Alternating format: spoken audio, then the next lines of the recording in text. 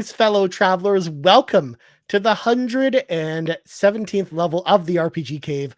I am one of your hosts, the level 199 in Dark Lord, Ryan Interpreted. I am joined, as always, by the level 199 Battle Alchemist, Dr. Garret Blaine. How's it going, Garret? I'm doing good, man. We missed an episode this past week because I was out. Yeah. I was out of town. I was in the great state of Texas, or how some people call it, the great country of Texas. For a second there, I thought you were going to refer to it as the great state of Tejas, because some people call it Tejas. Yeah. Some fancy people call it. Some, other people.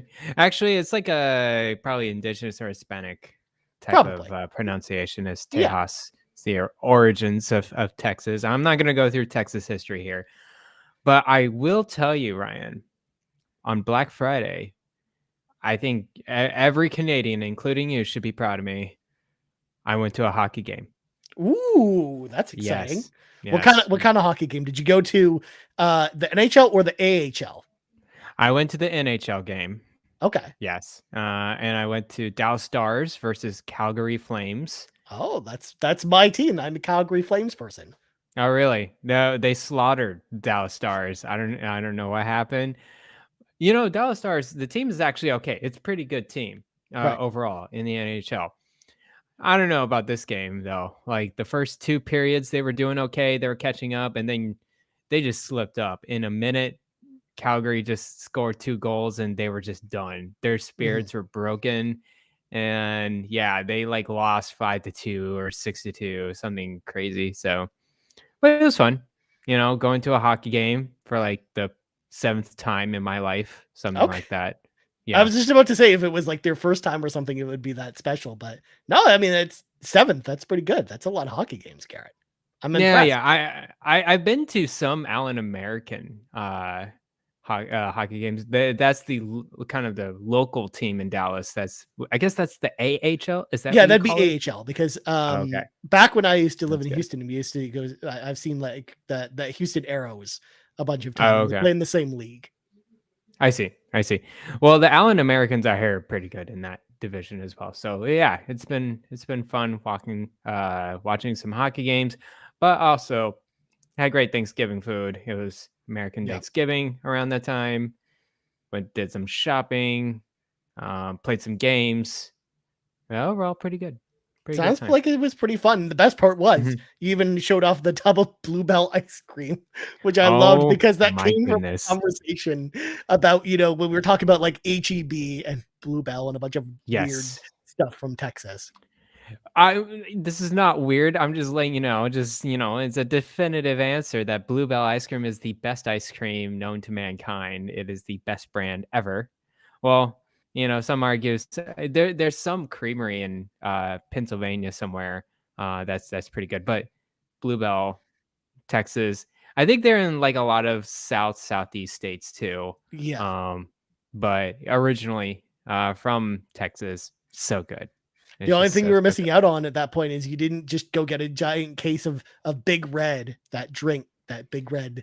That is just pure red, and it looks like Mountain Dew Code Red, except it did that come from Texas? Big Red? Yeah, I did not know that. Wow. Yeah, I see it everywhere. I don't want to even deal with it. It's literally called Big Red, and it's a red drink. Yeah, and people don't understand. Blood. No, there's no flavor to it. It's literally a red just drink.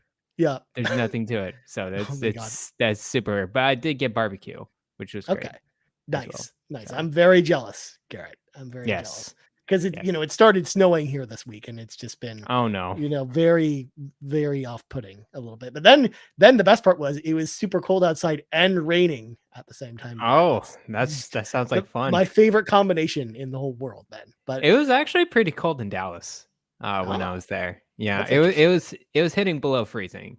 So okay. That's my definition of cold. Nice.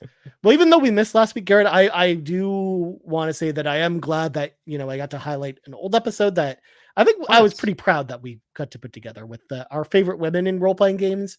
Because I think I know I'll probably talk about this on Pants this week because Drellesh already kind of asked me this question of what topics we'd want to kind of revisit for RPG Cave. I feel like that's one that's going to come up at some point again. Oh, for sure, yeah.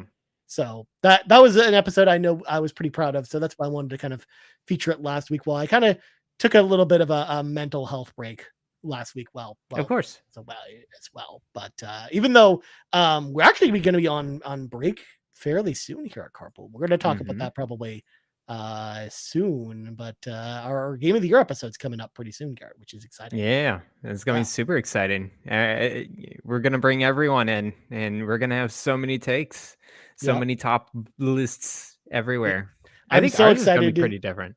I'm so excited for us to sit around the fire and probably not talk about role playing games, which will be weird because very weird. I guess for me, I'm already looking at my list and I'm like, you know what? This is the first year in a while where a role playing game doesn't make my top 3. That's interesting. That is because there's some very strong contenders, RPG contenders out there this year. But of course. There were also just lots of really good games across every genre, which I think kind of plays into it a little bit. I actually think it's entirely possible, Garrett, that we might roll up with that Game of the Year conversation, and we might hear about 2 RPGs the entire time. Yeah, I think so. That sounds. I can see 2, 3 would be pushing it. There were good specific RPGs this year. How about that? Not an overall strong force general RPG, but you got your Baldur's Gate 3, you got your Lies of P. You got very kind of this. It fills in a gap for a certain fan, I think. Right. But I mean, to be fair, unless Matt talks about Baldur's Gate 3, no one else on the team probably is going to talk about it. So yeah, that's probably true at that point, because it's definitely not in my top 3 this year. But I haven't touched it, so yeah. I mean, we'll talk to Darth Stradius later in the show. He has a Baldur's Gate, of course. But before we do that, Garrett, this is the RPG Cave. God, we're 8 minutes in the show. We haven't even done the intro yet. So, folks at home, if you want to support the show, there's a number of awesome ways. Number one, if you're watching the live stream right now over at youtube.com/carpoolgaming, or if you're watching the video on demand later, don't forget to hit that like button, slightly tap that subscribe button if you haven't tapped it already, and let us know in the comments below what RPGs you would actually recommend to people who are brand new to the RPG genre, because that's going to be what the show is going to be about tonight, folks. So let us know in the comments below. We would love to hear your suggestions.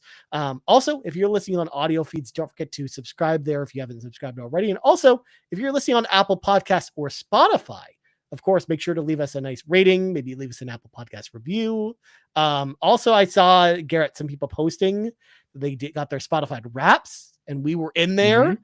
So huge shout out to everyone who's been sharing those this week. So in fact, Garrett, what's interesting is that we received an interesting stat from Spotify Wrapped. I don't know if you saw this, where 85% of people who listen to RPG Cave on Spotify listen to it for the first time this year.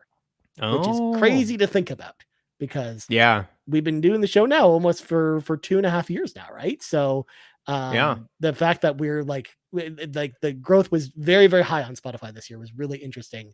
We're now Spotify's kind of it started out pretty slow for us, but now it's kind of becoming the lead platform for RPG Cave, which is interesting. That is pretty interesting. You say Spotify is the number one leading platform right now. It's neck and neck with Apple Podcasts. It's kind of going back and forth now. Yeah. Whereas Apple Podcasts had a pretty big lead for a while, actually. So here's the thing. I think with podcasts with Android, it's very mixed. It's really broken down, because I use Google Podcasts right now. Apparently that's gonna be halted, and it's gonna switch over to YouTube Music eventually. Yeah. And I'm just what am I supposed to do with all of this? So some people go to Spotify, some people go to that, some people just do whatever they want to do with their app stores. So I was gonna say there's so many podcast apps out there, because we have the tracking behind it. And it's just there's 20 or 30 of them that people listen to the show on, which is really interesting. Yeah. It is. Also, shout out to all of our listeners in Brazil, because that was one of the biggest countries of improvement this year was Brazil. Lots of people listening to the show in Brazil, which I did not expect. So shout out to everyone from Brazil. Yeah, shout out, We see man. you. We Yeah. see you. You know, the gamers over there, they're pretty committed because you know them tariffs and taxes. They overprice those games and consoles like crazy. I So mean, good for you guys. that's most countries that are not the United States, Garrett. Let's be real. Apparently Brazil's an odd one though. They deliberately made it so bad over there. Yeah. So Okay. True. yeah. True. That's a Yeah. fair point. Well, also, if you want one giant podcast feed with the entire Carpool Gaming Cinematic Universe or some exclusive content, you can head on over to our Patreon, patreon.com/carpool gaming, just like Ian_64 did, who joined at the exclusive tier under that free 7-day Dang. trial. So huge shout to Ian_64 for hopping on into the Patreon, checking out that exclusive content like a new episode of Sweet Hangs that just went up this week, Pants Podcast, and a whole lot more. In fact, Garrett, this week is my episode of Pants. People can start Cool. posting questions if you're part of the Patreon.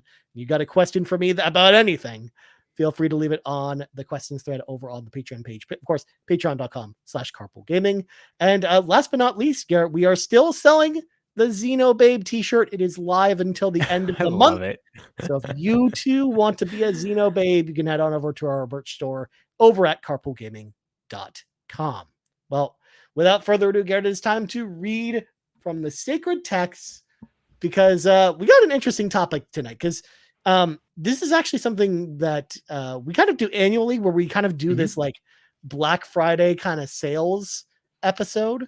But because you were away last week, Garrett, like the timing didn't really make sense for us to just do here are the games you can buy on sale for Black Friday because most of the Black Friday sales were coming to an end by the time we were able to do the show again. So what I came up with, and this was an interesting idea, is I wanted to kind of have us do like a refresher of like where people should start with role-playing games because like where's a good starting point for people nowadays. So I wanted to combine this idea with the sales that are happening right now, Garrett, till the end of the year, because you know even if the Black Friday sale has stopped on the platform you've chosen, there will be there's always a New Year's sale on all these places, and usually the prices are similar if not exactly the same.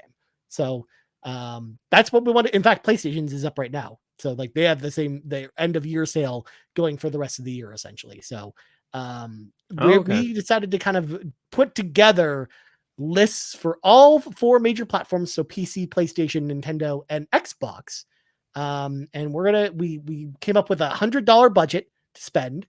And we decided to be like, here's a great bundle of games to pick up. If you're just starting on our RPGs, if you're new to RPGs, or if you're just returning, maybe you've taken a break for RPGs, but you want to come back, maybe you want to see what all the fuss is about, we have the perfect place for you to start. So that's what we're doing tonight, Garrett. I'm excited. I'm excited to talk about I'm very excited too. And kind of like combine these two ideas of like deals, but also like taking like a budget approach to starting with role-playing games. Yeah, no, this was a great idea that you pitched to me yesterday, and I was reading through it and I'm like, why haven't we done this particular exercise before? I like doing this like maybe once a year, once every 6 months, just to like give people refreshers like, hey, there's a lot of games out there it's pretty affordable to get started, even with like I'm a big supporter of Game Pass because there's just so many good games. I support it for new players because you just get in there and there's just so many games for you to choose from, and you can just pick and choose what you want to play.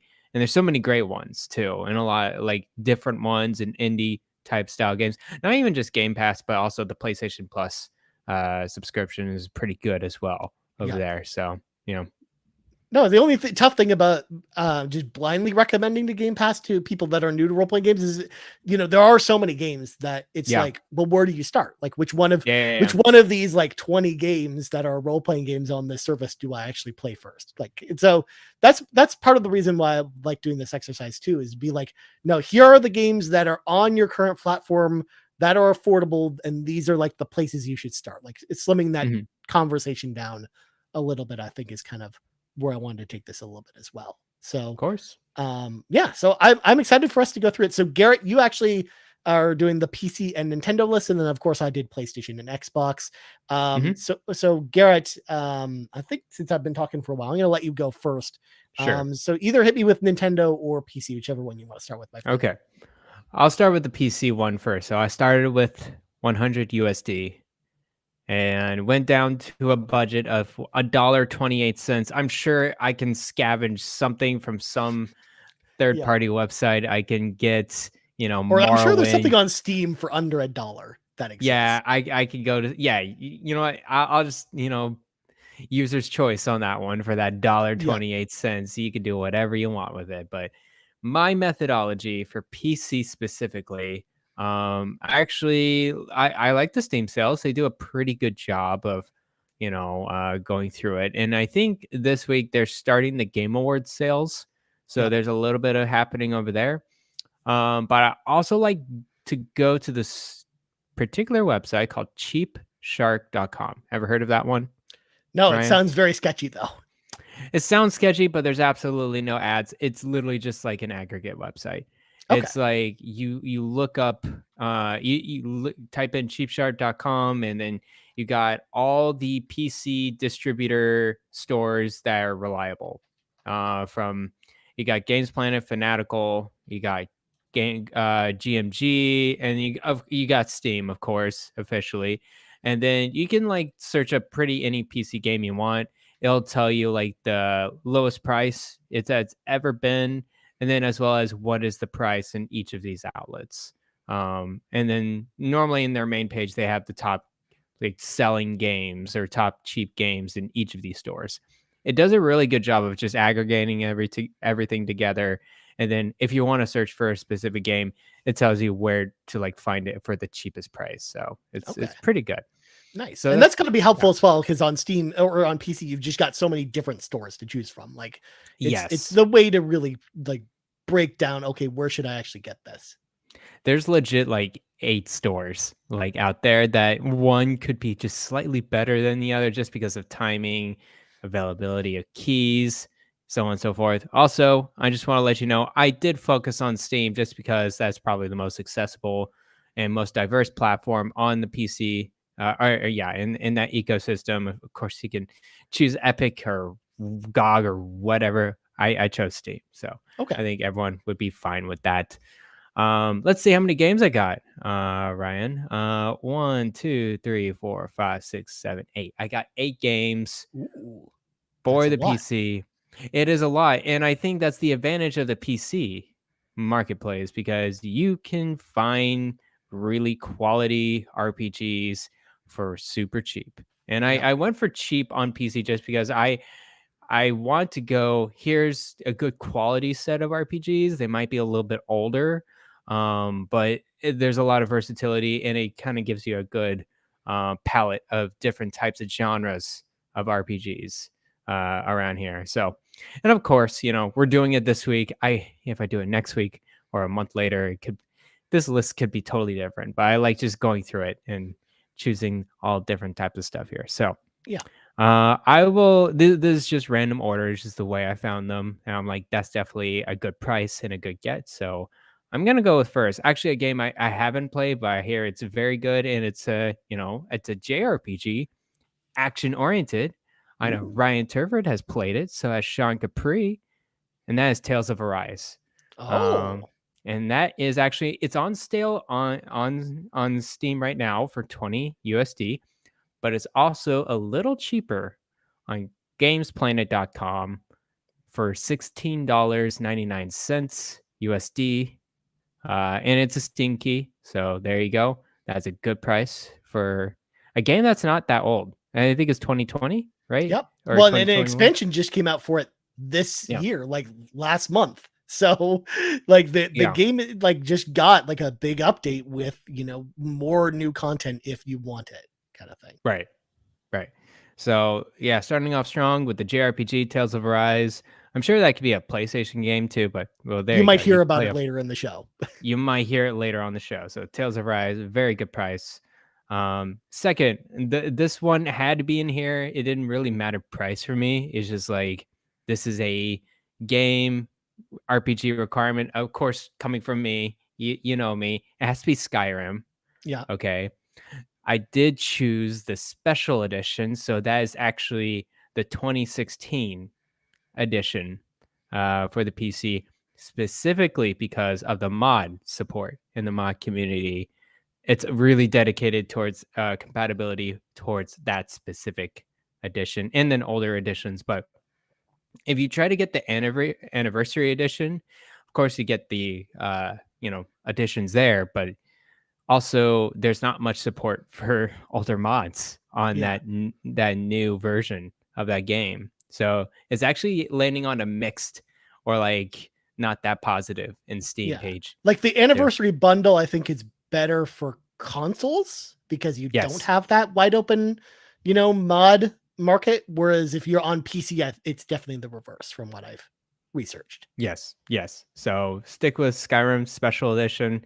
I found it for $18.99. I normally find this way cheaper, like $5, Right. $6. So, but that's still a good price. Over at GameBillet.com. Nice. So just be on the lookout. I'm sure on a winter sale, you'll find this. Even on Steam, you'll find this for like 10 USD or something Yeah. like that. Yeah. I'm also loving so far you're only 2 games in out of 8, and you've got the Ryan Turford and Garret Bland favor Yes. as to where we both kind of recommend people actually start with role-playing games. Because the last time we did this episode, Garret, we actually cited both of these games. So Oh, really? Wow. yeah, so I'm not surprised that they made Not our surprised list at all. here. Yeah. This third game, actually, it's I actually didn't find this for any discount or anything. This retail price, and I think it's a good, game to get. Specifically for Steam, is Into the Breach. Ooh. So this one, it's out on consoles and stuff like that, but really its roots is on PC. On Steam, it was a very surprising indie darling of a tactical role-playing game, super deep and very nice art. It has an isometric view. I absolutely love this. When I played it back in, I think 2018 or something like that. So go grab it for $14.99 from the Steam page. I'm sure you'll find it on sale, during the winter sale or anything like that. So Sale. sale, Sorry, I had to do it. of course. The next one I put in, and I think this one's I hesitated, but it was just so cheap, and the second one's gonna come up next year. So I was like, you know what, you're playing on PC, so grab it. Dragon's Dogma Dark Horizon. Yep. Go grab it. It's like super cheap, like all the time. Try it, at least try it out. Like if you I say if you like Skyrim, you like that high fantasy stuff, then go ahead and play this one out too. Because it's similar but very different in many other aspects. And I absolutely love it. So for $4.79, you can get on the official Steam page too. That's a really good price. Of course, Witcher 3 Wild Hunt Complete Edition is on a good discount right now, $12.49 on Steam. Dang, son, that's a good price. So that's a very good price, especially on Steam. I was like kind of surprised by that. So go get it. That's easily 100 hours of just like great. Oh God, I love Witcher 3 so much. But I know there's a lot of high fantasy stuff going on with this. Right. I was really trying to find like a futuristic space one. That's why I put Into the Breach a little bit, but I didn't find a Mass Effect game. I was like, man, you're not on sale right now. So I couldn't go over budget on this. So yeah, I mean, EA is not really doing a lot of the sales right now, so you're not going to see, unfortunately, not going to see a yes. lot of those on my list. Although I will say I purposely left those off on the Xbox list in particular because I kind of use Game Pass as like a guide of like the games not to include for something like that. Yeah, that makes sense. Okay, so last three: Warhammer Vermintide 2. I didn't count this as an RPG, but Steam did. So that Oh, was my second there you go. methodology, was going to the RPG Steam page, and you can browse by whatever genre. So I did by RPG. this came up, and I'm like, I mean, I guess so. It also said Horizon Zero Dawn was an RPG, and I was like, okay, sure. Yeah. I just like didn't want to include that in this list. But Warhammer Vermintide 2 looks like a lot of fun. It gives me Borderlands vibes, where it's just like great co-op fun. It's like a looter-esque type of game. Right. It looks like dungeon crawling. So it's like, yeah, I hear it's fun. Go ahead, have fun. It's pretty cheap. It's $5.99 on the Steam page. Okay, second last game, Monster Hunter Rise. Okay. This one was a good one. I just chose to stick with the base game, and if you like it, you can get the DLC later. $11.99 from Games Planet. I played this all the way through on Switch. Play it somewhere else. Play on Xbox, play on PlayStation, play on PC, because it's double the frame rate. So The best part is Monster Hunter Rise is also on sale on literally every platform right now. So I didn't include it on my list because I had a sneaking suspicion you'd actually put it on yours. And I didn't want to have too much overlap. So plus on PC, I think it's probably the best play to play it anyways. So definitely. Yeah. So go get it. It's a great game. I played it. You don't really beat a Monster Hunter game, but you can beat the final boss and be like, hey, I roll credits, and you're kind of at the end of that. And that's what I kind of did. And I had my fill of what Monster Hunter is at the same time. If you like Monster Hunter and you love that grind, you can get certainly lost into these games. You can be hundreds and hundreds of hours in, and there's no end in sight. That's how these games work. Yep. So yeah, go try it out. Last game I want to put on here, Hades. It's on sale, and again, this was on the RPG category on the Steam store page. So I was just like, okay. I like that you're blurring the lines a little bit with these two games, because like they're not really what we would consider RPGs normally, but I see where your logic is at. Yeah, I wanted to, like, from a beginner standpoint, it's like, okay, this is what Steam says this is the genre, so let me give it a little bit of taste. Of course, I think Hades is a roguelike game with RPG elements, and that's kind of where I would stick it. That's what I would say too. Yeah, but say 50% on Hades. I love that developer, Supergiant. They make great games. So yeah, that's a good one. So yep, that's the end of my list. Dude, my PC gaming list. That's a great list. I know that maybe some people are going to give you flack for, picking some non-RPGs in there because, even though we wouldn't really consider some of those RPGs, like Steam kind of does, in the same way that actually the PlayStation Store said that Ghost of Tsushima was a role-playing game. And this is rough. Are you sure? Are you sure about that? I mean, we're blurring the lines with a lot of this stuff now, and that's just kind of how that works. But no, I think you did a good job. Like, I feel like you did a good job of picking out games that I think like anyone who's new to role-playing games would probably have an easy time getting into, and they're also kind of gateways into other games that are in the RPG genre. So I like where your head's at with the PC list, Garrett. And it was also probably it was probably harder. I know you said before the show, when we were talking about this before the show, that it was easier to put this list together, but it's like, I don't know, man, there's so many games on PC that it's like hard to curate, I think, like the actual list for that.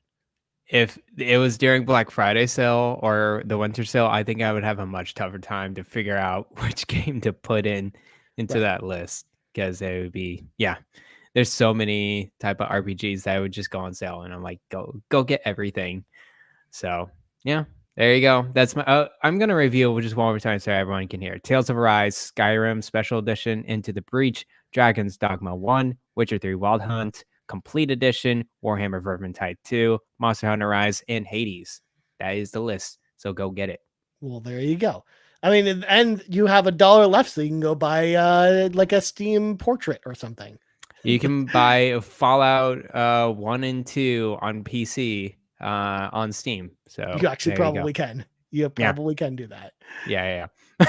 Oh my God. Steam's such a weird platform. It's so weird. Although I love the fact too, because we had you cover this and Nintendo, because like there's a lot of overlap with how weird the Steam platform is versus how weird the eShop can be from time to time, where there's games in the eShop for like 10 cents, and I'm like, why?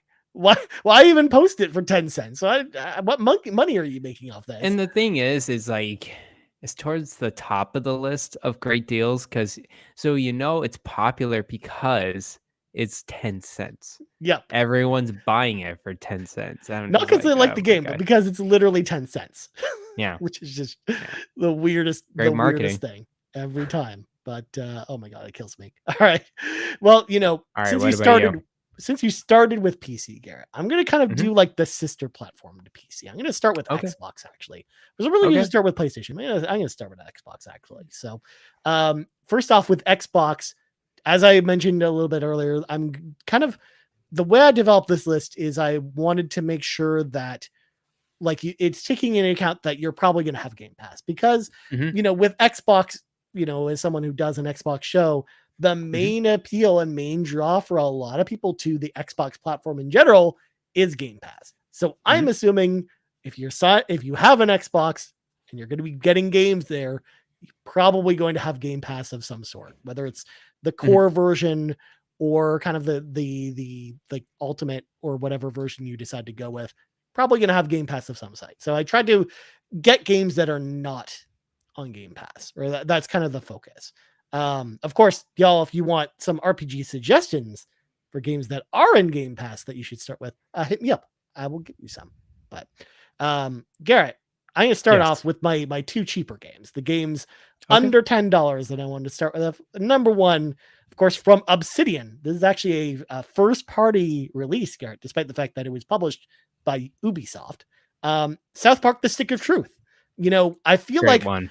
we're far enough away from that game now, Garrett, where I feel like the number of people that have played that game versus the number of people that have not played it at all or didn't even realize that it was a game is definitely much more in the camp of people that haven't played it now, where Yeah. I think if we did this list 5 years ago, a lot more people would have played that game because it was quite popular at the time. But I Mhm. think everyone's kind of forgotten that South Park: The Stick of Truth was actually a real video Do game. you remember what year that came out? I'm just curious. It was 2014, I It was think. 2014. Yeah, You're because I remember correct. like people were in a hubbub because there was no current gen version of it. It was only on Xbox It was 360 on it was and on PlayStation 3. 360. I had the 360 copy of this Yeah, game. Oh my goodness, it was so good. But yeah, I remember going through it that summer of yeah. 2014. Yeah. Like I think we talked about this on the beginner RPG episode before as well. Like this is a game that like anyone who's brand new to RPGs can easily get into, and it's got a great entry point because of the fact that it's based off South Park. It's written by the people who made South Park, and it's a perfect fit for I think a beginner. So Mhm. $7.49 on the Xbox store for the So current good. gen version of it.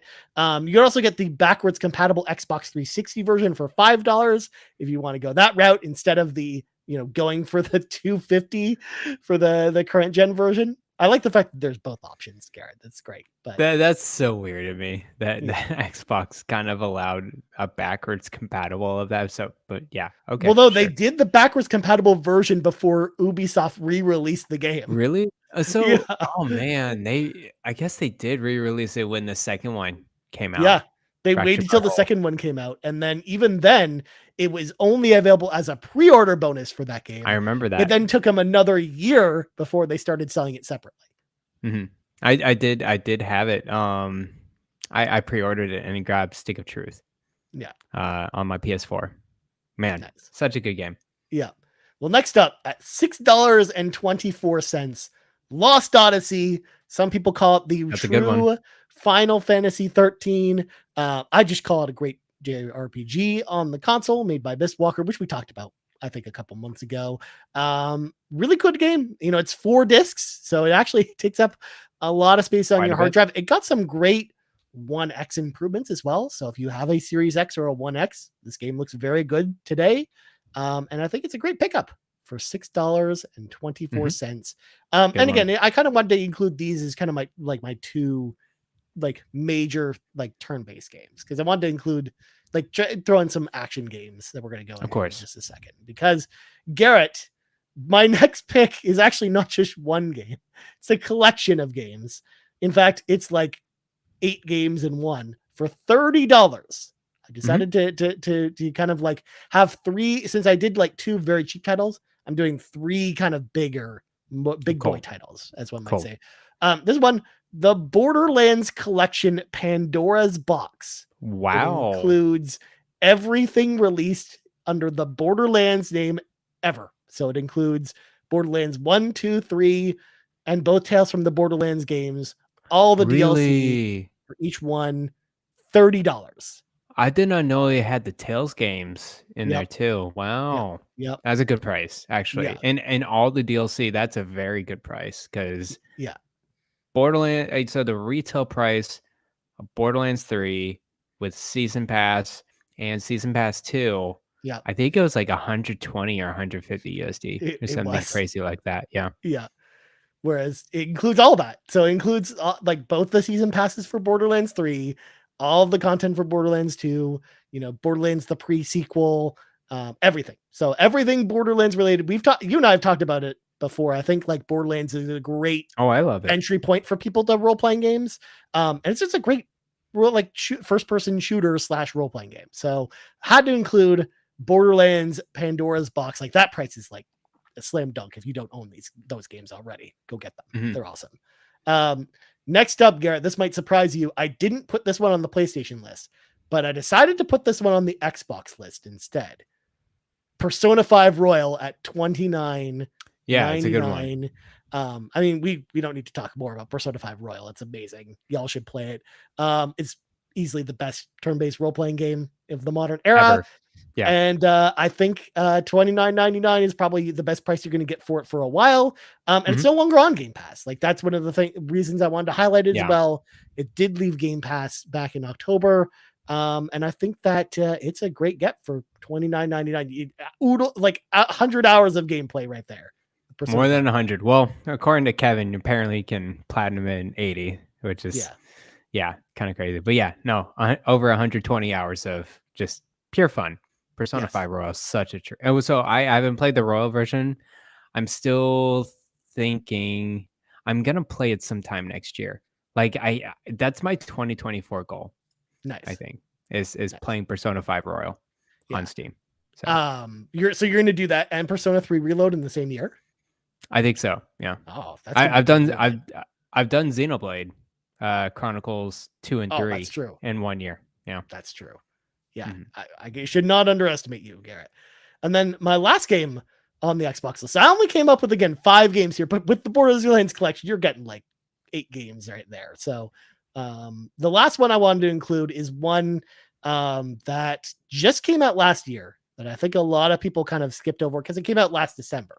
And it's about superheroes, and people are like, it's superheroes and cards. I don't know if I want to go down this road, but Marvel's Midnight Suns Ultimate Edition, $29.99. This is the base game and all the DLC for the game, which is pretty good because the DLC adds some new characters, it adds some cool new story elements, and this is a game I liked a lot. I played it earlier this year, and I really enjoyed Marvel's Midnight Suns, and I think it's a great entry for people into strategy role-playing games. So definitely go check out Marvel's Midnight Suns if you like Marvel. If you like superheroes, if you're interested in turn-based like strategy role-playing games, like this is a game's awesome, and you can't beat that price. $30 for the game and the DLC. If you want to save a couple bucks, you could get it for $20 just with the base game with like kind of the pre-order bonus. But I'd say just pay the extra $10. It's actually worth it, especially because that's what I hear. The DLC kind of ties in to the story as you play it too. So it's not like it's not something you have to wait till the end. Like I think it actually integrates in the game very well. So there you go. Those are my 5 selections for Xbox. I know like I spent most of the budget on 3 games, but I feel like the 3 games I spent that budget on are going to be well worth it for anyone who's brand new. Especially that Pandora's Box. That's just like so much game. That's literally probably the same amount as Persona 5 Royal. It probably is. It probably is. Because I mean, especially if you have friends who are getting into it as well, like to play with, because I think Borderlands, of course, I know it's way better to play Borderlands with friends. So of course. For sure. Like as soon as I saw that for $30, I'm like, I have to put this on here. That's a good one. All righty. So I'll move on to Switch. And Ryan, I had the opposite problem with Okay. there's these games are too expensive Oh my god. right now. There's How? no It's there's the no sale. Switch. There's no sale. Okay. Um, there's I gosh, yeah, I wanted to do something that is like, okay, if you had a Switch just now, what RPGs would I recommend to you? And all Okay. the RPGs I recommend to you, retail price is like 60 USD. So Yeah. I really had to dig into it. So I have three.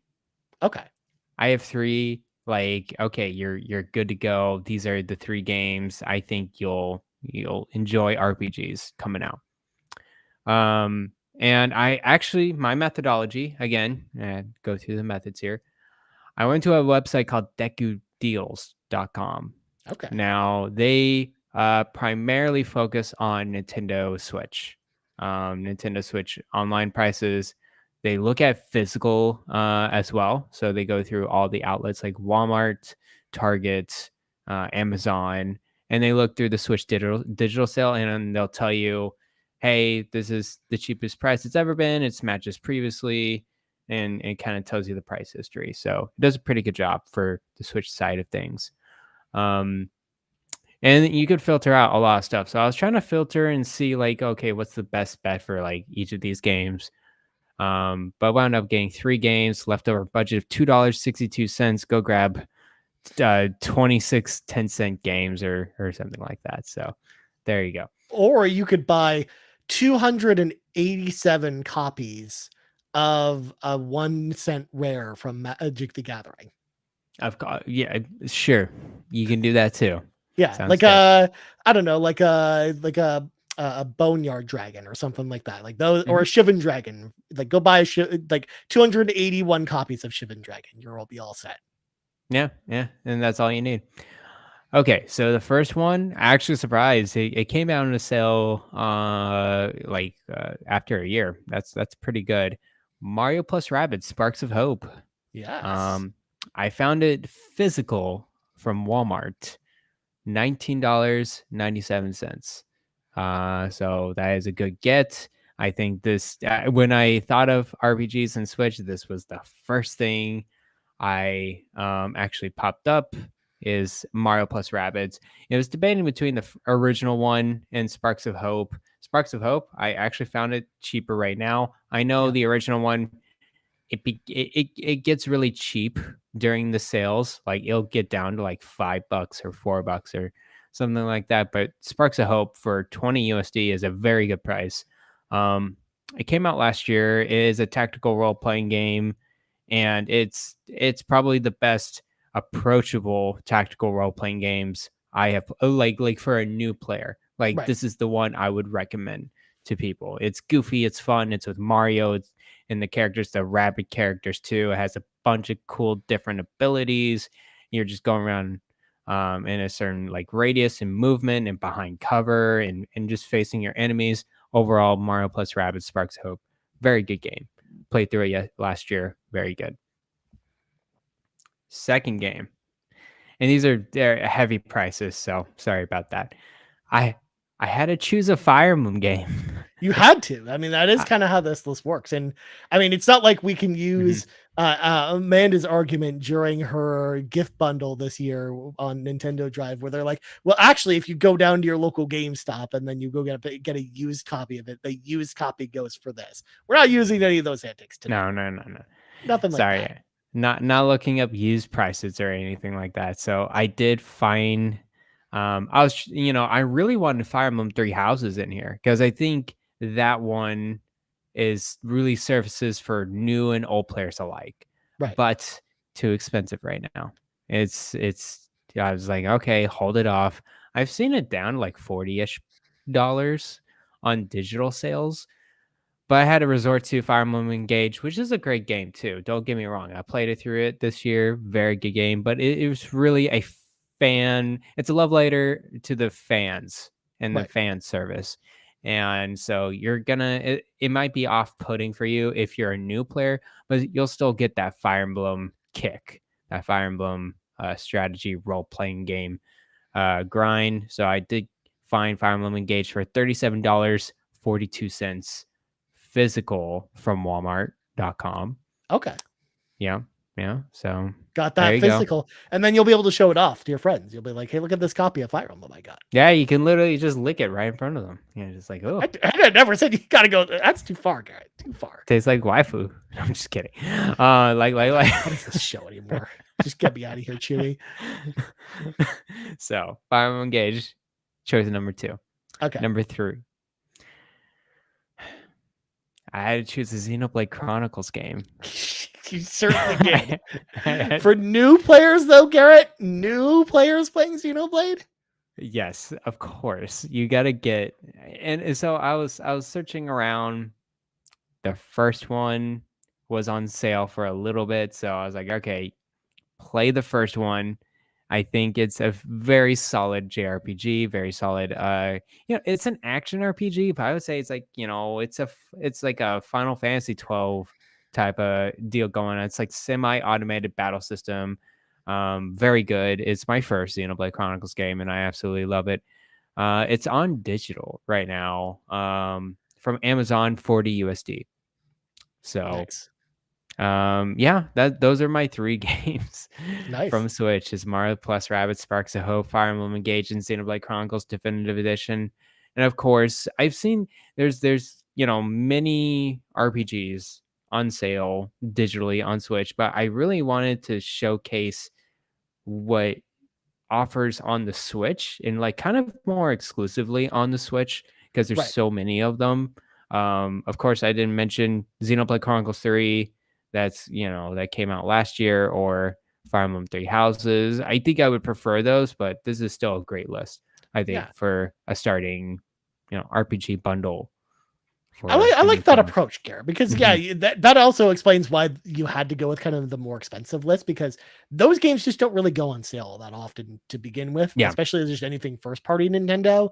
But that's also like part of the reason why you have a Switch is to play those, because likewise with the third party stuff, if it's on another platform, you should just play it on the other platform. It's going to be usually a way better experience in 99% of cases, barring the portable element being like a major factor. Like, God, Garrett, did you not see the videos this week of Batman Arkham Knight on Switch this week? Oh my God, rough. It looks kind of ridiculous. So let's I mean, a lot of times the Switch port is not always the best, so it does make sense that you went in that direction. So I'm glad that you did that, and I think that's a solid list of 3 games, especially Mario plus Rabbids, because that's a game that just I don't think nearly enough people played Sparks of Hope. And it's more likely people probably just don't have it in their Switch libraries yet. So yes, good thing you recommended it there for sure. There you go. Yeah, I greatly support Mario plus Rabbids. It's like I think it's an underrated. Both of the games, I think they're severely underrated because there's not a lot of people talking about it, and it goes on sale pretty quickly. I'm like, what? Like, come on, this is a great, solid tactical role playing game for new players. Like, get in on it. It's so good. So yeah, nice. Well, Garrett, the final list of this evening comes from the console that Jim Ryan built, the PlayStation 5. You will. Now, quick caveat, and this was kind of like my thought process going into this list. First of all, if you're an RPG gamer on PlayStation, you're probably playing JRPGs, because that is the thing that is like the thing that kind of is very unique to PlayStation when it comes to role-playing games. Like, they get all the biggest and best JRPGs. It's also one of those things too where, for whatever reason, during the end of year sale, barely any Western role-playing games are on sale. Like, I tried to get Witcher 3 in there, or Cyberpunk, or anything else that is a Western role-playing game like Mass Effect, Dragon's Dogma. None of that's on sale on PlayStation right now. Oh, wow. It's almost all JRPGs, except for one example that we'll get to in a bit. But I think, like, I kind of so I understand that this list is going to be very JRPG heavy, but that's kind of what you're going for with PlayStation. That's kind of the flair with role-playing games on PlayStation. Not only that too, but just PlayStation happens to get so many role-playing games that are JRPGs that don't come to other platforms except maybe Switch. So that's why I wanted to highlight them here. Yeah, I think Yeah. I think PC is the rising star in the JRPGs, the smaller JRPGs. Yeah. But yeah, you're right. Well, also speaking of RPGs on PC, Garrett, I'm gonna give an honorable mention. This didn't make my list, but if you want to spend an extra $20 on a game that just hit PC pretty recently, but it's $20 on the PlayStation Store right now. Forspoken came out earlier this year. Okay. It's a game that Yeah. didn't review well because it had a bunch of technical problems, but all those technical problems have been fixed, and I really enjoyed that game when I went back to it. And I think it's actually pretty solid for That's a good I think it's price. worth the $20. So definitely check that out if you are interested in that. But it didn't quite make the cut because I've got 6 pretty worthy games, although one of them is actually a bundle of 2 games. So Okay. Cool. the first one for $3.99. 3 USD. And yeah, these are all in USD. I didn't use Canadian prices for this. Cool. Dragon's Crown Pro Oh, that's from so good. Vanillaware, because I think this is actually a great entry point for people into role-playing games. It's a beat 'em up that's also a role-playing game. It's got some really interesting and heavy RPG elements, which I love. Come out with the fact that it's got like the pick up and play beat 'em up kind of combat that you enjoy from the Turtles games or Scott Pilgrim or all those other ones out there. Like I think Dragon's Crown Pro is a game that a lot of people missed because it was on the PlayStation 3. And then the PS4 version just released without very much fanfare, but this version of the game is awesome. It runs in 4K. It looks beautiful. It's all hand drawn and it looks amazing, just like every other Vanillaware game. And you can't beat the price of $4. Grab some friends. Yeah, and it can be quite long too, right? Yeah. Like it can, because I have like it's a 100 grind hours in that price. game. So Yeah, yeah, so like much. yeah, because it's kind of like Diablo in a lot of ways, where like Yes, it is. you play through the game on normal, and then you play through the game on the next difficulty, and then through the third difficulty, like the insanity difficulty, like, and you're kind of gathering loot along the way. Like it's a very like loot grindy kind of game, but in all the best ways. Especially if you have 4 friends to play with, like this is awesome. Whether it's local co-op or online, like Dragon's Crown is awesome. It's a great PlayStation Portal game, I would say, as well. Yeah. I would not 100% agree, only because of the latency might pose an issue with this particular game, but because it is very action heavy. But yeah, this game's awesome, and it might be pretty good on the Portal. But next up, I wanted to throw an old game in here, but an old game that plays pretty dang well. From going back to it earlier this year still. And it's also an older game that I feel like is actually pretty good as far as JRPGs are concerned for new players. And that's Chrono Cross, the Radical Dreamers edition for $9.99. Of course, this is a PlayStation 1 game. In the Chrono series, it's essentially the sequel to Chrono Trigger. And I think it's pretty dang awesome. You don't need to play Chrono Trigger to play this one. It's perfectly serviceable on its own. Obviously, though, you'll get more out of it if you've played Chrono Trigger. But I love Chrono Cross. It's an amazing role-playing game, and I definitely like, since I'm actually skewing in more in the action direction with this list, I wanted to put a turn-based game on this list, and I think that this is a good option for $10, I would say. But good one, because I put Persona 5 on the other list. I'm not putting Persona 5 on this one. Well, next up, this is actually an underrated gem that I think a lot of people missed back when it came out in 2020. But Sakura Wars from Sega, $11.99. This is actually a action RPG with mechs. That's steampunk. It takes place in the fictional 1920s in Japan, and it's also a dating simulator on top of all that stuff. This is basically like a reboot of an older Sega franchise that started on the Sega Saturn that I like a lot. In fact, most of the games in the series only came out in Japan. We really only got this one and one other one that came out on the Wii, which took place in like a fictional New York. But Sakura Wars is actually a very good game. Very fun action RPG with mechs, and it's very different from almost anything else you'll play out there. So definitely check it out for $12. I think it's actually a pretty good pickup. Is it only out on PlayStation? That one? I think so. I think so. I don't think it came to PC, and definitely didn't come to Switch or Xbox. So yeah. So that's a good price for an exclusive. Smaller RPG. Yeah. Well, Dragon's Crown's the same way too. Like that's only on PlayStation as well. So I wanted to pepper in the exclusives a little bit. But not, of course, be driven down by it. Because PlayStation people, Garrett, I don't know if you knew this, like exclusives. But speaking of games that aren't exclusives, this game's published by a Microsoft studio, the Elder Scrolls V Skyrim Anniversary Bundle.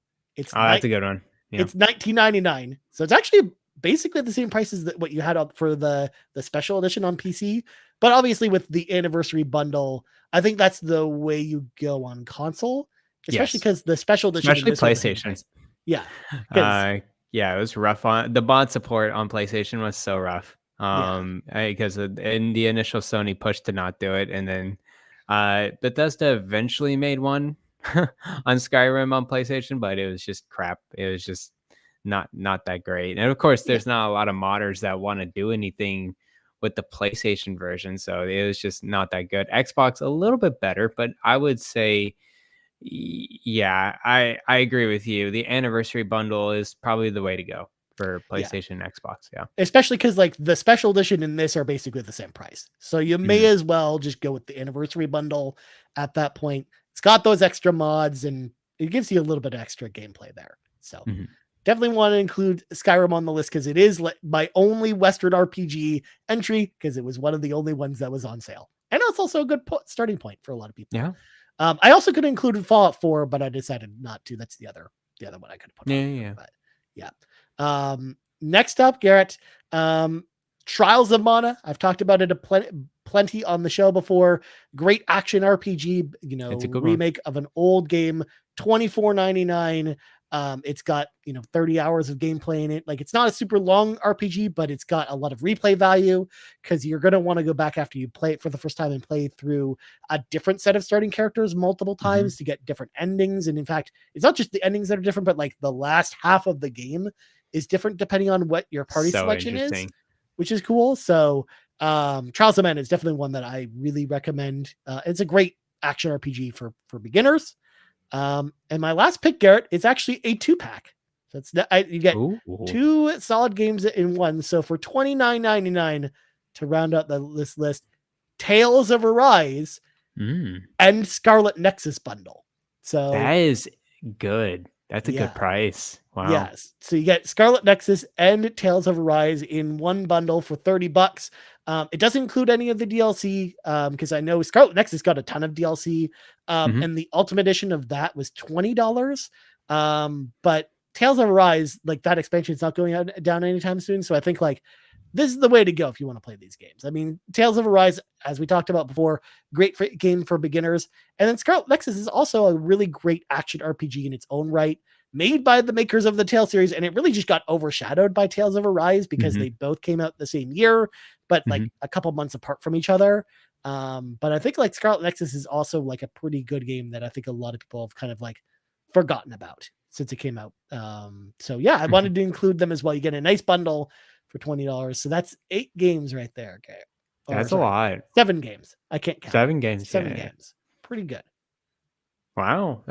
So I was surprised how many games they have because the last 2 was, bigger price. You kind of like really got half your budget with those last 2 games, right? And then but man, Dragon's Crown Pro, $4. That's just like the easiest get you can get. That's like a slam dunk. Like anything Vanillaware that is at that price, like just eat it up. Like it's amazing. Yeah, I find Dragon's Crown Pro, like that's always on sale for that price. Like it's super cheap. And I'm just like, why? Because all of your other games are not that cheap. Yeah. Like no, it's because they released it weirdly where they kind of just released it out of nowhere one day and it just didn't really have like a push behind it up in any way. They kind of just like just let it out on the surface and just didn't say a peep about it, which is too bad because that's kind of what happened when Dragon's Crown first came out as well, where it just did not sell super well, which is too bad because it was a really, really good game. It still is, especially now that a lot of the frame rate hiccups that were on the PlayStation 3 version and the Vita version have been fixed with this version, and it runs in full 4K. So if you have like a PlayStation 4 Pro or of course a PlayStation 5, like this game looks incredible in 4K, especially with the hand-drawn visuals.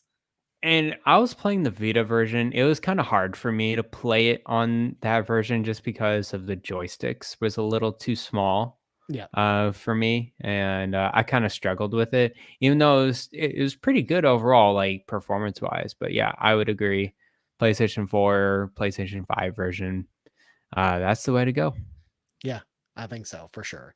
Same with any of the ones on here. That's why like this list was very much tailor made for it, assuming you have a PlayStation 5 at this point or Hmm. a PlayStation 4 Pro at the very least, probably. Hmm. But Hmm. yeah, because I think like the Skyrim Anniversary Bundle, I don't think runs super well on base PS4 as an example. But Really? yeah, it's not amazing. But I don't think Special Edition ran particularly well on it either. So I had special edition on PS4. It was fine. yeah. It was it was better than the PS3 version, let me tell you. Well, that's not a lot, Garrett. That doesn't take much. I know it doesn't take much. I eventually went over to Xbox. Wait, did I get the man? I'm so confused which one I played. Actually, I think I played the PlayStation 4 version, and it No. was fine. And then I went over to the Xbox version, of course, with the One X and the Series X. It's pretty good I was now gonna say over they there. improved a Yeah. lot with that next gen version, or then they did the Pro update for it, for Hmm. PS4 Pro or One X. Like I think that was a Right. big improvement for the game. But Do they and they don't have a PS no, they wouldn't have a PS5 update with it. no, they never did a PS5 version. Just Yeah, like they yeah. didn't do a Series X version for it either. Right. It was just 1X getting a like a frame rate boost Yeah, or because it's something part of the like that. frame Yeah. rate boost program. So Right, right. yeah, it still doesn't run at 60 on PlayStation, but that's just the That's way it is fine. on every platform besides PC and Xbox at this point. But Yeah. Garrett, that's gonna do it for that list. I think we did pretty good job with our list, Garrett. I'm gonna pat ourselves Yes. on the back a little bit. Pat We did ourselves good on the today. back. Yeah, Just hit me up again with that Switch list when there's some decent ish sales going on, because man, oh man, it was just so hard grabbing what I can yeah. get, Well, that's for why those like there. hopefully when we do this next year, we'll hopefully be able to time that around a Switch sale of some sort. Yeah. But Garrett, before we go, two quick questions Yes. from the listeners. Number one, we're gonna start with Darth Stridius, or now Darth Grinchius, I love it. according to the Discord. He asks, "Do you think Baldur's Gate 3 will hit Game Pass? I don't see it happening. The cost would be so high." Because this is, of course, after the announcement that yes, we will hear about the release date of Baldur's Gate 3 on Xbox in December, and it will also launch this December. So everyone's just assuming we're just going to get it during the Game Awards this Hmm. week. Hmm. So of course, to Darth Stradius' point, we actually Sean and I talked about this on Xbox Drive actually this week. Okay, cool. I don't think it hits Game Pass because to Darth Stradius' point, it is probably too expensive of a check for Microsoft to want to write to get it because Mhm. of how well the sales are for Baldur's Gate 3. Like the amount it would cost to get at as a Game Pass game, I think would be too high. I mean, it's Phil Spencer and it's Xbox, so I mean, nothing would surprise me. But I also think that, Larian knows what their game's worth. And it'd be different if this was coming out, if they were negotiating a Game Pass deal before the game released, because I think they might have been able to get them. But Mhm. this far after the game's already released, like there's no way. But what do you think? I've been thinking about this a lot. I remember there was a leaked document of the prices of certain games. Yep. Baldur's Gate 3 was in there before it was released. Yep. And it was something pretty small, Yep. actually. Like a small price relative to other games that were kind of in there. I forgot exactly the amount. I think it was like $1 million for like 6 months or a year, Yeah, something like it like was that. not much, but again, like you said, this was well before the game came out. Yeah. I think that was when it had just left Stadia because it was at one point, if you remember, Oh it was my supposed to be a goodness. Stadia exclusive, Garrett, at one point or So another. weird. So weird. Okay, back to the question, will it hit Game Pass? I think it can. Not now, but I think it can later. Right. I think the base game will. I if Baldur's Gate 1 and 2 hit Game Pass like now-ish, like December or whatever, I was like, that's a great primer, Mhm. for a Game Pass core member to get familiar with the Baldur's Gate games. Of course, with Baldur's Gate 3 now releasing, that's a great, marketing push, for all of that. And I think, when let's say the definitive edition or the Game of the Year edition kind of starts rolling out, Yeah. or maybe a little bit, I would say bef- maybe a little before that announcement, somewhere around that announcement, I can see Baldur's Gate 3 base game coming to Yeah. Game Pass That makes or sense. something like Like that. definitely much But farther into the future. Kind of like, yeah, yeah. kind of like what we've seen with Grand Theft Auto or The Witcher coming to Game Pass. Like they Mhm. didn't stay for Game Pass that long. They got like shorter deals. And it was like well after like their initial sales runs. Mhm. Yeah, I think if Larian was, uh, I'm just thinking of Larian right now. It's like, how can I extract the most value out of everything that's going around? I think a Game Pass check would be good if the money's right, Right. if Microsoft agrees, and is closer to their definitive Game of the Year edition. Because what Yeah. they could do is like, okay, let's close it off. All right, now it's time to get your Game of the Year edition upgrade or whatever, so you can finish off Baldur's Gate 3 Yeah. afterwards.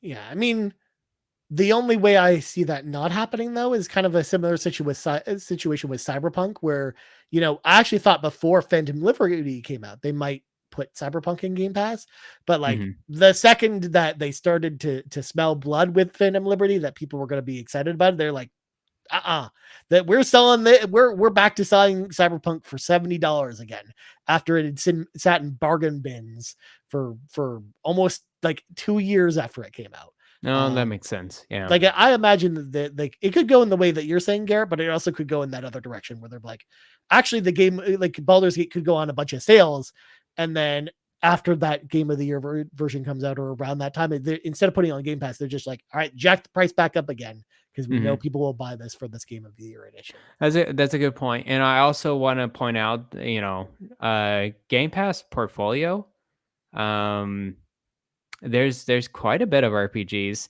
and there's actually quite a bit of, like, computer CRPG energy going on in these studios, Yeah, so I don't think Microsoft really needs Baldur's Gate 3 no, in their Game Pass portfolio, no, I think so. because I think they need it on their platform. I think people need to be able to buy yeah, it they there. need it on their platform, of course. Yeah, But I yeah. don't think they. But you're right. I don't think they need it in Game Pass, especially because, they have multiple studios that are making CRPGs as well. Like Yeah. it just makes sense. But uh, other question, Garrett, comes to us from Nagachaku, who says, specific question for Ryan. What are your thoughts on Xenoblade Chronicles 3 now that you've joined the Xenobabes and have started playing this incredible game? So, as I talked about on Heck Xbox Drive, yes, I yeah. am actually playing Xenoblade Chronicles 3.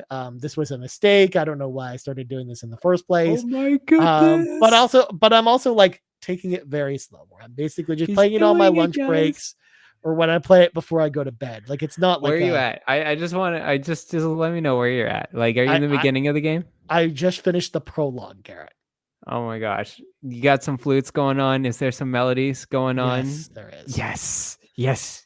That's You're fine. doing it. You're But doing it, dude. I I don't know, love it. Garrett. So on one hand, I think this game's fine. I think Xenoblade Chronicles 3, I can see why people like it. I don't know. It's just not gelling with me Huh? in the way I Okay, hoped. okay, okay, Ryan, hold on. I'm gonna look up a chapter real quick in Okay. Xenoblade Chronicles Well, yeah, 3. you're I probably just going to tell me like get to this point, and then Yeah, and get if to it's this still not point. working, then stop. Exactly. Yeah, that's what I'm gonna do. Uh, Yeah. but yeah, I Well, while absolutely you look love that it. up, Garrett, I'm gonna just explain a little bit. So first of Okay, all, there are go some for it. things I like. Like the story is nice. I like the characters. I like the world. I like the fact that it's pseudo sci-fi. I think that's pretty cool. Um, but man, the combat I just can't get into because you know here's the thing.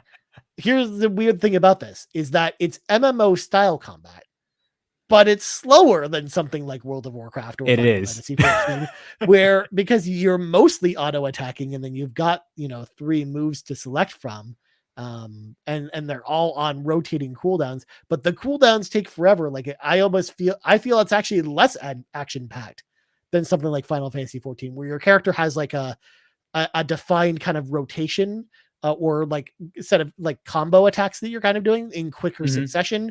Even if you're mhm. like a spellcaster, you're still kind of moving a lot more than you're doing this. Whereas a lot of the action is in the auto attacks, and then you kind of planning out when you're going to use your 3 moves on cooldown. Yes.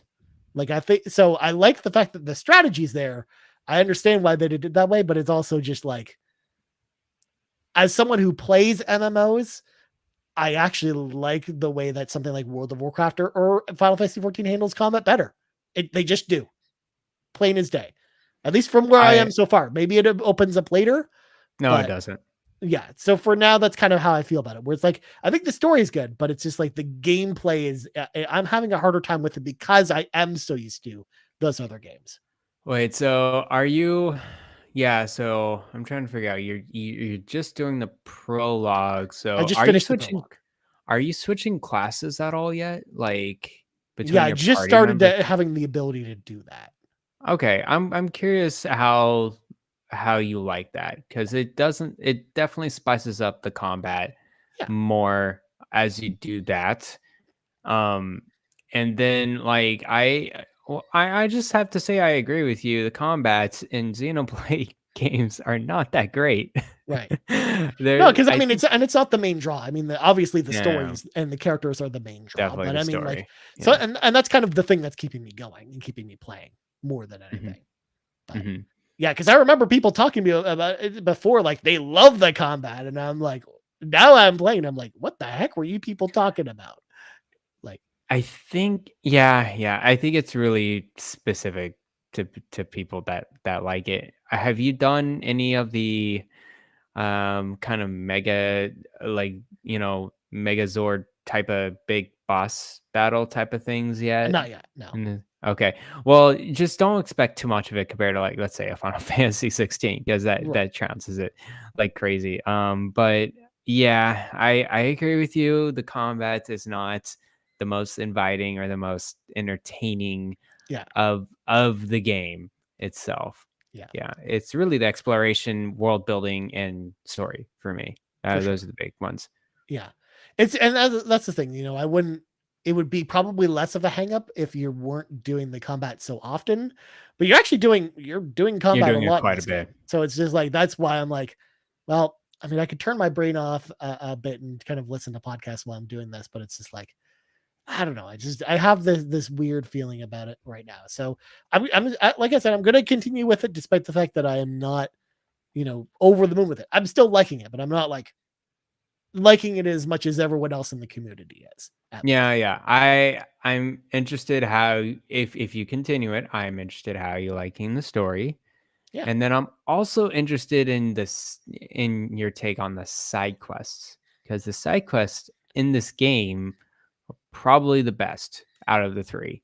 They handcrafted those side missions very well. That's how they introduce you to more classes, and they'll invite you to kind of change up your characters. I think it really spices up your game when you do some of these side quests. So, For sure. uh, go try those out. I Definitely. will I will keep my eye out for them, Garrett. I know the chapter, by the way, Okay. chapter 5, and Okay. that's actually close.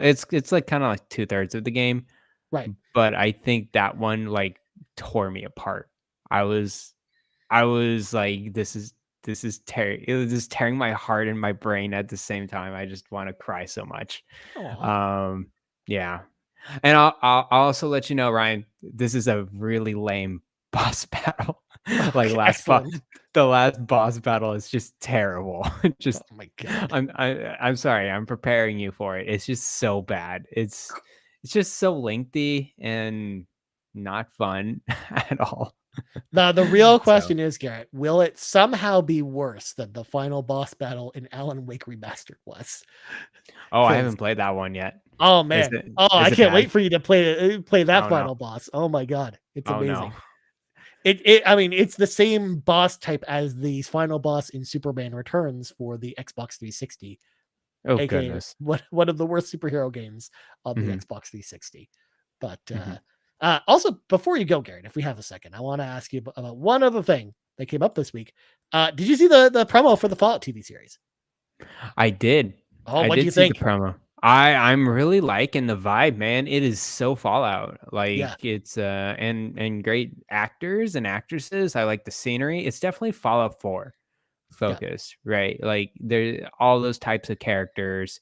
Yeah, no, I'm super excited to what yeah. they have in store with that Prime series. Same. I'm excited. We're gonna have to talk about what we're gonna do with the Fallout TV series because it comes out in April.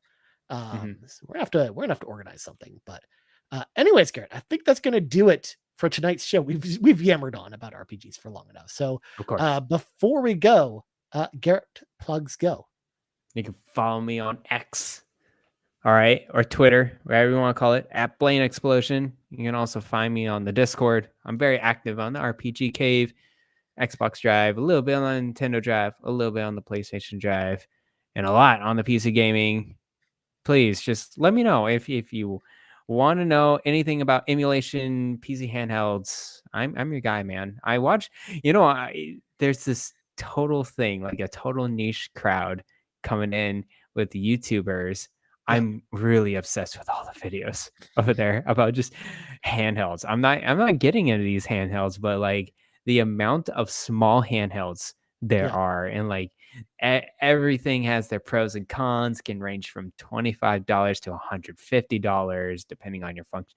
Man, I absolutely love it. So They're so yeah, weird. They're so weird. Like yeah, every once in a while, like they'll pop up in my YouTube recommendations. Like RGT85 will come up with like a new, yeah. like weird handheld emulation console every single week, and I'm like, how are there so many of these? I can't Yeah, there's believe so this. many of them, and then like these YouTubers go through like the full gambit of this form factors. Like the membrane buttons are squishy on this one, and the D-pad's a little bit off. But I'm testing it on certain. I'm just like, wow, they really go all out. Well, it's their job. No, They're reviewing it, guy. They gotta that's true. talk about all the They nuts and got my bolts. attention. So Yeah. yeah. As for me, you can find me on Twitter or X or whatever you want to call it these days. Also, quick shout out. I mentioned this on Xbox Drop, but shout out to the fact that I was a special guest on another show this week that I wanted to quickly promote. I was on Mr. Midas's podcast where Oh, nice. I talked about RPGs with him. So check that out over on YouTube, youtube.com/slash Mr. Midas Plays. It was a fun episode. I got to talk about, Shining Force and Lunar and all kinds of weird like Oh role yeah. playing game magazines and stuff. It was a fun podcast. So go check that out as well. You Cool, also man. find us on Twitter at Carpool Gaming, right here at youtube.com/Carpool Gaming. Of course, podcast services around the globe. So for Garrett Bland, I'm Ryan Turford. This has been the 117th level of the RPG Cave, and we're out. Bye bye.